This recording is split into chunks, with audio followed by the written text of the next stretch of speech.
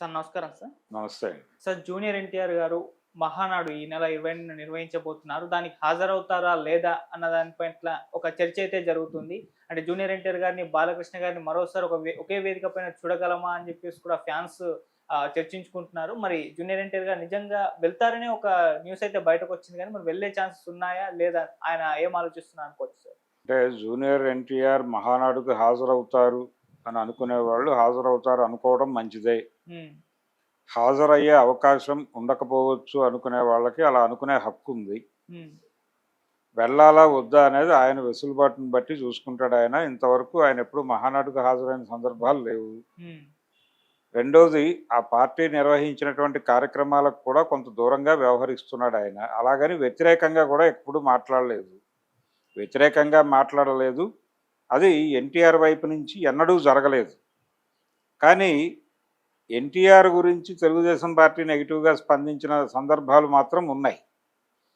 అంత మాత్రం చేత దాని మీద కూడా ఆయన రియాక్ట్ అయిన సందర్భాలు అయితే లేవు. కాబట్టి ఈ ఎపిసోడ్లో పాజిటివ్గా వ్యవహరిస్తుంది ఎన్టీఆరే, తెలుగుదేశం పార్టీ కాదు. ఇది స్పష్టం. ఎన్టీఆర్ ఎన్టీఆర్ హెల్త్ యూనివర్సిటీ పేరు మార్చినప్పుడు ఆయన ఇచ్చినటువంటి ప్రకటన పట్ల వాళ్ళు నిరసన తెలియజేశారు. తెలుగుదేశం పార్టీ నుంచి క్యాడర్ రోడ్డు మీదకి వచ్చి మైకుల ముందు ఎన్టీఆర్ మీద సీరియస్ క్రిటిసిజం పెట్టారు. ఇది పార్టీ నాయకత్వపు అనుమతితో మాత్రమే జరిగి ఉంటుంది తప్ప వాళ్ళకి తెలియకుండా జరిగే అవకాశం లేదు.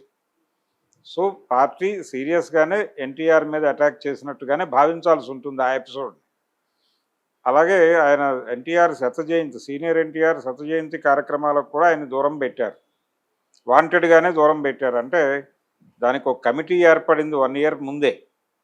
ఆ కమిటీ ఏర్పడి ఎక్కడెక్కడ ఏ కార్యక్రమాలు చేయాలి, ఎవరెవరు పార్టిసిపేట్ చేయాలనే దానికి సంబంధించి కొన్ని నిర్ణయాలు తీసుకున్నారు. ఆ సందర్భంగా ఆయన ఇన్వాల్వ్ చేయలేదు. దానిలో ఇన్వాల్వ్ చేయకుండా హైదరాబాద్లో కంక్లూడింగ్ సెషన్ జరిగింది. ఆ కంక్లూడింగ్ సెషన్ శకపురుషుడు అనేటువంటి పేరుతో జరిగింది, ఆ బుక్ లాంచ్ పేరుతో. ఆ బుక్ లాంచ్ ఈవెంట్కి మాత్రమే ఆయన ఇన్వైట్ చేశారు. అది కూడా ఒక 15 రోజుల ముందు ఎప్పుడో వెళ్ళి దశరథ జనార్దన్ గారు ఇన్విటేషన్ ఇచ్చాడు. ఆ ఫొటోస్ కూడా బయటకు వచ్చినాయి ఆ టైంలో. అంతే తప్ప ఫ్యామిలీ ఇన్వాల్వ్ చేసుకోలేదు. పార్టీ కూడా మొక్కుబడి ఇన్విటేషన్ మాత్రమే ఇచ్చింది. ఆయన రాలేదు అనేది విపరీతంగా ట్రోల్ చేశారు. ఆయన బర్త్డే రోజు జరిగింది ఆ ప్రోగ్రాం. ఆయన పుట్టినరోజు కార్యక్రమాలు ఆల్రెడీ డిజైన్ చేసుకుని ఉన్నాడు. అవన్నీ క్యాన్సిల్ చేసుకునే పరిస్థితిలో తను లేడు. అందుకని తెలుగుదేశం పార్టీ ఎన్టీఆర్తో వ్యవహరిస్తున్న పద్ధతి ప్రపంచానికి తెలుసు. అతను వ్యతిరేకంగా వ్యవహరించిన సందర్భాలు లేవు. చాలా సందర్భాల్లో ఈవెన్ కొడాలి నాని, వల్లభనేని వంశీ వాళ్ళిద్దరు వెనకాల ఉండి నడిపిస్తోంది ఎన్టీఆర్ఏ అని కామెంట్స్ చేసిన వాళ్ళు చాలామంది ఉన్నారు అక్కడ. అలాగే కొడాలి నాని రిజైన్ చేసినప్పుడు కూడా ఎన్టీఆర్ భాగస్వామ్యం ఉంది అని చెప్పి మాట్లాడిన వాళ్ళు ఉన్నారు. ట్రోల్ చేశారు అప్పుడు కూడా. ఆయన ఆ ట్రోలర్స్కి సమాధానంగా ఆయన ఓపెన్గా ప్రెస్ మీట్ పెట్టి మాట్లాడాల్సి వచ్చింది. దాన్ని ఇన్వాల్వ్ చేయొద్దు, ఇది పొలిటికల్ ఏరియాలో జరిగినటువంటి ఒక సంఘటన మాత్రమే, అతనితో నాకు స్నేహం ఉంటే ఉండొచ్చు కానీ దీన్ని ప్రతిదానికి రుద్దకండి అని చెప్పాడు. అదే స్టాండ్ మీద ఉన్నాడు ఇప్పటికీ. వాళ్ళు ఇన్వైట్ చేస్తే వెడతాడు. మహానాడుకి నువ్వు తప్పకుండా రావాలి అంటే కనుక వెళ్ళి ఒక 5 నిమిషాలు పార్టిసిపేట్ చేసి వస్తాడు. అయితే ఎన్టీఆర్ని ఇన్వాల్వ్ చేయాలా వద్దా అనే దానిలో ఒక మీమాంస ఉంది వాళ్ళకి. భారతీయ జనతా పార్టీ నుంచి ఒక పొలిటికల్ ఆఫర్ వచ్చింది గతంలో అమిత్ షా గారి రూపంలో ఎన్టీఆర్ ముందుకి. అప్పుడు కూడా ఆయన దాన్ని సున్నితంగా తిరస్కరించడానికి కారణం తెలుగుదేశం పార్టీకి అభిముఖంగా వెళ్ళినట్టుగా అవుతుందేమో, అలా ఎవడైనా తీసుకునే ప్రమాదం ఉందనే ఉద్దేశంతోనూ, తన కెరియర్ దెబ్బతింటుంది అనే ఉద్దేశంతో కూడా ఆయన సున్నితంగా తిరస్కరించి బయటకు వచ్చేసాడు ఆ రోజు. అందుకని తెలుగుదేశం పార్టీతో హ్యాండిల్ విత్ కేర్ అన్న పద్ధతిలో వ్యవహరిస్తున్నాడు ఆయన. ఇప్పటికిప్పుడు ఆయన ఏదో గబక్కన వెళ్ళి మహానాడులో కనిపించి అక్కడ వాళ్ళందరినీ కావలించుకుని ఆ హడావిడి చేస్తాడని నేనైతే అనుకోవడం లేదు. ఆయన వెళ్ళడనే నా 100% నమ్మకం. ఓకే. అంతకు మించి వ్యతిరేకంగా కూడా మాట్లాడ్డా ఆయన. తన పద్ధతి ఏదో, తన కెరియర్ ఏదో దాని మీదే ఫోకస్. ఆయన కనీసం ఒక 5 ఏళ్ల వరకు అటువైపు తొంగి చూడ్డు. 10 ఏళ్ల వరకు తన కెరియర్ ఒక దశలో పెరుగుతోంది. ఇప్పుడు అక్కడ ఫోకస్ పెడతాడు తప్ప రాజకీయాలతో తనకి ఇప్పుడు ప్రమేయం అక్కర్లేదు. రామారావు గారు 60 ఏళ్ల తర్వాత రాజకీయాల్లోకి వచ్చాడు. 60వ పుట్టినరోజున అనౌన్స్ చేశాడు ఆయన, నేను సినిమాలు ఆపేస్తున్నాను, రాజకీయాల్లోకి వెళుతున్నాను అని. ఇతను కూడా అదే చేయవచ్చు. అప్పుడు తన పార్టీ పెడతాడా, లేకపోతే ఉన్న తెలుగుదేశం పార్టీలోకే వస్తాడా అనేది అప్పటి నిర్ణయం. అప్పటి పార్టీ కండిషన్ ఏంటనేది చూడాలి. ఓకే.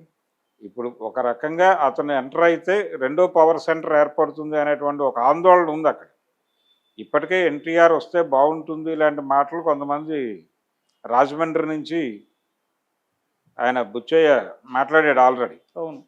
మాట్లాడాడు. అది కొంచెం డిస్కసివ్ పాయింట్గా మారింది. ఏమిటి ఇలా మాట్లాడాడు ఆయన అని చాలామంది వ్యతిరేకంగా స్పందించారు. ఈ పరిస్థితి ఉంది. అంటే రెండో ఆల్టర్నేటివ్ పవర్ సెంటర్ ఎమర్జ్ చేసుకోవడానికి తెలుగుదేశం పార్టీ సిద్ధంగా లేదు. ఇప్పుడు లొకేషన్ ఎలా ప్రమోట్ చేయాలి అనేది ఒక రూట్ మ్యాప్ డిజైన్ చేస్తున్నారు. ఇది క్లియర్ కాకుండా అతన్ని పూర్తిగా ఎలివేట్ చేసి అతన్ని ఏ పొజిషన్లో పెట్టాలనుకుంటున్నారో ఆ పొజిషన్లో నిలబెట్టే వరకు ఇంకొకళ్ళ గురించి ఆలోచించదు ఆ పార్టీ.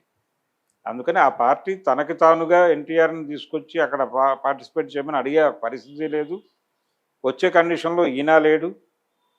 ప్రస్తుతానికి ఆ ఏరియాకి వెళ్ళకపోవడమే మంచిది. అతను ఎక్స్పోజ్ అయిపోతే అతని కదలికలు, అతని మూమెంటు, అతని క్యాపబిలిటీ అన్నీ స్పష్టమైపోయిన తర్వాత అప్పుడు పరిస్థితి రివ్యూ చేసుకుని వెళ్దామనే మూడ్లో ఉన్నాడు అతను. ఓకే.